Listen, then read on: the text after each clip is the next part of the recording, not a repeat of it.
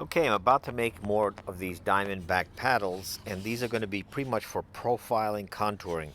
I noticed that the 400 leaves a bit of scratches, so I figured maybe I'll try a 400,000 combination, or 400 or 600 and 1200 combination. But since I have about 5 of these guys, I'll make a whole bunch. And let me show you how I did it. They're 17 inches long, and whatever the width is. I don't know what the width is of the ones you're probably going to get because, you know, they come from China.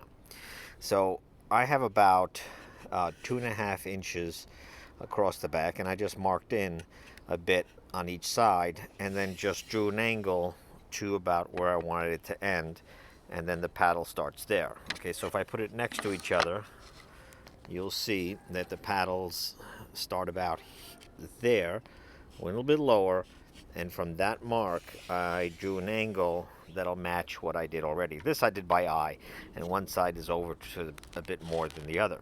So then once I cut this all up, you'll be left with something like this, and I just run it freehand off of the table saw, and I'd suggest a lot of caution.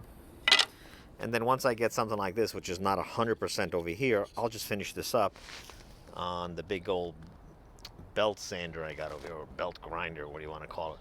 This is a beast, probably 100 years old, or 50 years, at least 60 years old. So I have them all lined up, ready to go. And again, I'm going to start on the larger side. And what ends up happening is as you cut like this, the blade is straight, and you'll pretty much do a pretty good job. It'll follow through all the way. As long as, for me, it doesn't go, as long as I'm not cutting past that line, it doesn't matter.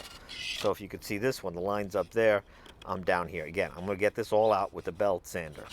Whatever sins you make in the cut, you can always fix on the belt sander. This, I did it totally on the belt sander, and you can see it goes over to one side. But it doesn't matter, because as long as I can hold it right, and you'll be able to hold it right.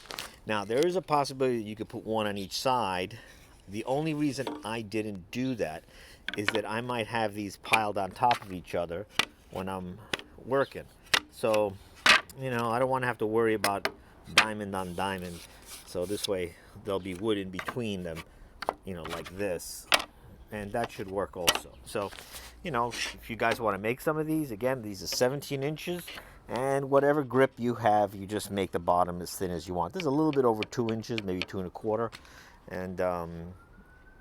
And make your knives sharp, get your paddles going, and that's about it.